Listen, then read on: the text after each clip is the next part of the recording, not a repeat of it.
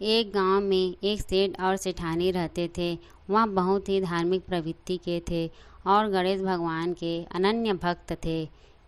वह दोनों बिना भूले हर बुधवार को गणेश जी का व्रत रखते थे और शाम को 11 ब्राह्मणों को भोजन खिलाने के बाद ही अपना व्रत खोलते थे। सेठ जी का काफ़ी बड़ा परिवार था।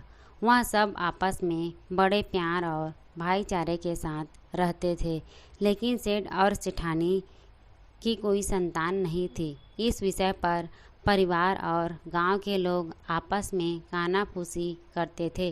कहते थे कि सेठानी जी बांझ हैं। यह सब बातें सुनकर सेठ और सेठानी बहुत दुखी होते थे।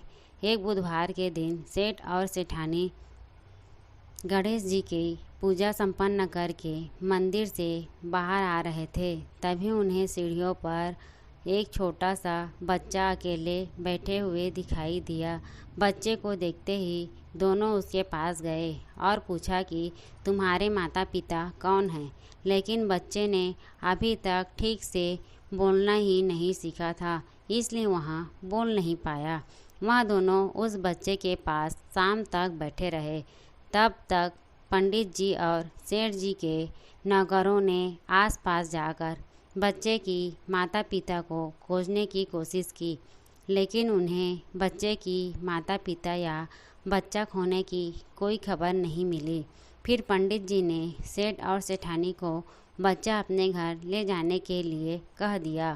साथ में यह भी कहा कि अगर बच्चा के माता पिता यहाँ पर आते हैं तो मैं स्वयं उन्हें आपके पास ले आऊँगा। सेठ और सेठानी खुशी खुशी उस नन्हे बालक को अपने साथ घर ले गए। सेठानी ने बच्चे का नाम अपने आराध्य भगवान गणेश जी के नाम पर गणेश रखा और बड़े लाड प्यार से उसका पालन पोषण शुरू कर दिया। कुछ दिनों बाद उसी गांव में एक ठग पति पत्नी आए। उनका इरादा गांव के सबसे अमीर आदमी को ठगने का था। वह दोनों ठग गणेश मंदिर की सीढ़ियों पर बैठे सोच विचार कर रहे थे कि कुछ समय बाद वहां पंडित जी आए और गांव में अनजान लोगों को देखते ही उसने पूछा, क्या आपका बच्चा खो गया है? दोनों ठग तो चोरी चकारी के लिए बहाना ढूंढ ही रहे थे, इसलिए उन्होंने तुरंत हाँ कह दिया।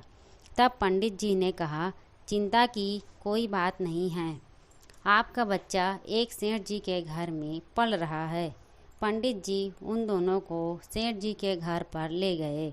गणेश के माता पिता आए हैं, यह खबर सुनकर सेठ और सेठानी बहुत दुखी हुए। सेठ जी ने उन दोनों पति पत्नी को एक रात के लिए अपने अतिथि गृह में ठहराया। अब वह दोनों ठग सिर्फ मौके के फिराक में थे। उसी रात सभी लोगों के सो जाने के बाद वे ठग एक एक करके सभी कमरों की तलाशी लेने लगे। तलाशी लेते लेते वहाँ दोनों तिजोरी वाले कमरे में पहुँच गए। छानबीन के वक्त होने वाली छोटी मोटी आवाज़ों से सेठ जी का एक नौकर जग गया और आवाज़ की दिशा में तिजोरी वाले कमरे के नज़दीक जा पहुँचा। उसने चुपके से अंदर झांका तो देखा कि दोनों मेहमान कीमती सामान चुरा रहे हैं।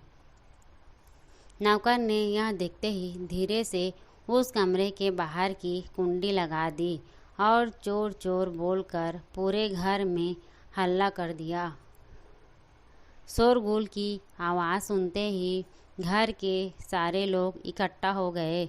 फिर सेठ जी ने उन दोनों चोरों पति और पत्नी को कमरे से बाहर निकाला और सुबह पंचायत में हाजिर कर दिया। सेठ जी ने सरपंच जी को पूरा मामला बताया और कहा कि ये दोनों तो चोर हैं। अब हम पुत्र गणेश को इन दोनों को नहीं देंगे। लेकिन वह दोनों ठग पति पत्नी अपनी जीत पर अड़ गए और बच्चे को ले जाने की जिद करने लगे। सरपंच जी ने इस गंभीर समस्या का तोड़ निकाला। उन्होंने सेठानी और उस दूसरी औरत को गणेश के सामने खड़ा कर दिया और कहा, जिसके भी आंचल में दूध की धार गणेश की मुंह में जाएगी, बालक गणेश उसी के पास रहेगा। फिर वे दोनों अपने अपने आंचल मुंह के सामने फैलाकर खड़ी हो गई। सेठानी जी मन ही मन में गणेश भगवान के नाम का जाप कर रही थी। देखते ही देखते गणेश भगवान की कृपा से सेठानी के आंचल से दूध की एक धारा गणेश के मुंह में गिरी और इस तरह गणेश सेठ और सेठानी के साथ हमेशा के लिए रहने लगे। अगर यह वीडियो आपको अच्छी लगी हो तो लाइक और कमेंट कर देना और साथ साथ सब्सक्राइब भी कर देना। धन्यवाद।